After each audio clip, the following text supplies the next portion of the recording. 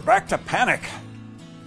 Okay, we talked a little bit about panic in an earlier video, and we talked about personal and acute panic.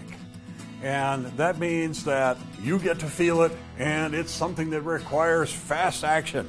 And again, the example I gave was a burning building. That's one style. There are a couple of other styles of panic that are equally important, not quite as well recognized. A second style of panic is long-term panic. And this is a case where you get scared and you're staying scared for a while. This is an issue that isn't solving right away, but it's still very scary. Personal experience of long-term panic was I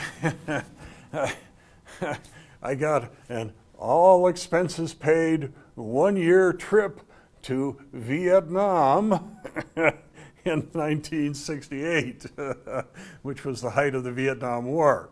So for a year, I was in Vietnam as a soldier, and it was scary. Okay, that's an example of long-term panic. That wasn't something I was going to solve in a day, or wasn't something I was going to solve in 10 minutes. But it was something that had it gave me a lot to think about. So once again, the judgment layer in such a case focuses down. And in my case, it said, okay, you want to live through this, and you want to come out the far side healthy. That's what you care about. And that's an example of a long-term panic. And in retrospect, what happened was I learned for a year how to think that way. And then when I came back from Vietnam, I had to unlearn how to think that way, because I was back in the United States, and a year later I was a civilian. So my thinking had to change again. But that's an example of a long-term panic. Now, I'll give you one example that came out of that. While I was in Vietnam, one day we had practice at the rifle range.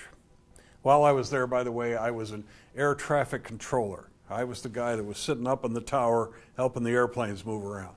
So I didn't get out in the jungle very much. But one day we did have rifle practice.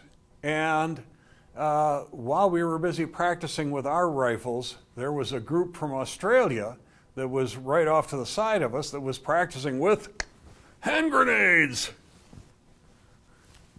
Okay? And they were doing their hand grenades and kind of bored. We were busy shooting our rifles and kind of bored, until somebody said, oops, and threw the grenade the wrong way. Ah!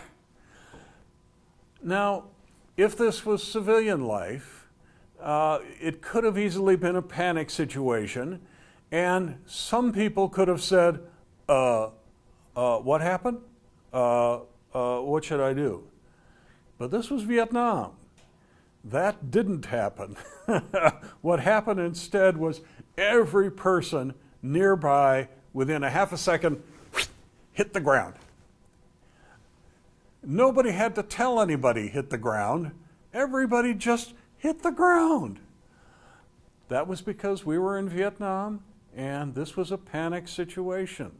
We had focused, okay? And the bomb or the grenade went off. Nobody was hurt. Everybody got up, dusted themselves off, and went back to doing what they were doing. It was that simple, okay?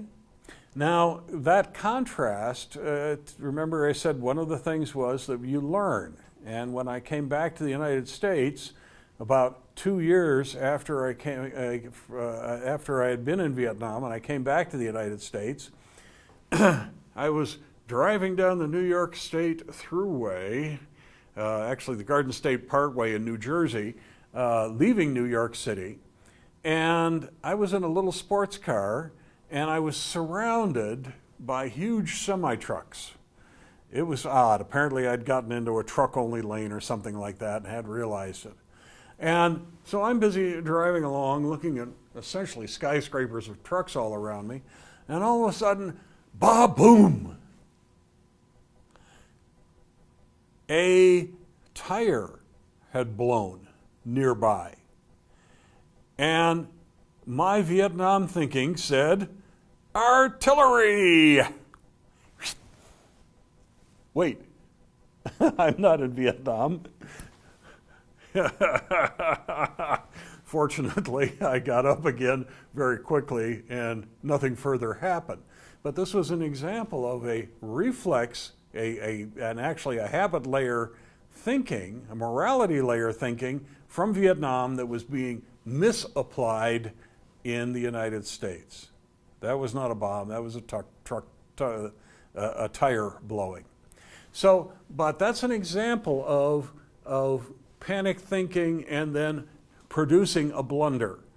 Okay, it was misapplied thinking because I was not in Vietnam anymore. So this is an example of panic thinking and blunder, and this is an example of long-term panic thinking. And in this next video, I'm going to talk about yet another example of panic, the community panic.